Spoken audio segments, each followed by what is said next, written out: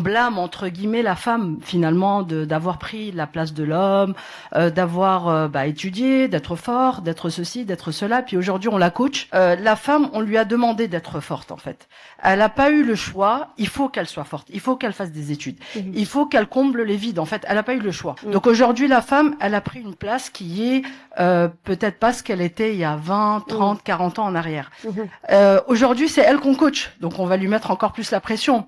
Et puis on lui dit comment choisir, comment le faire engager, comment ceci, comment cela. Et puis on rajoute à tout ça Oustaz Al-Rahma aussi qui a fait qui était très très belle son intervention, vraiment merci beaucoup.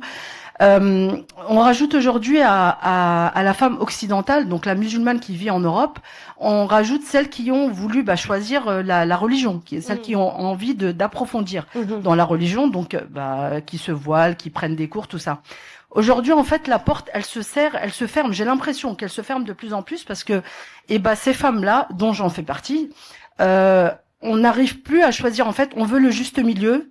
On veut pas les extrêmes. Mais aujourd'hui, ce qui se passe, c'est qu'on a des extrêmes. On a soit, pardon du terme, mais le barbu en djellaba Air Max qui veut pas de nous.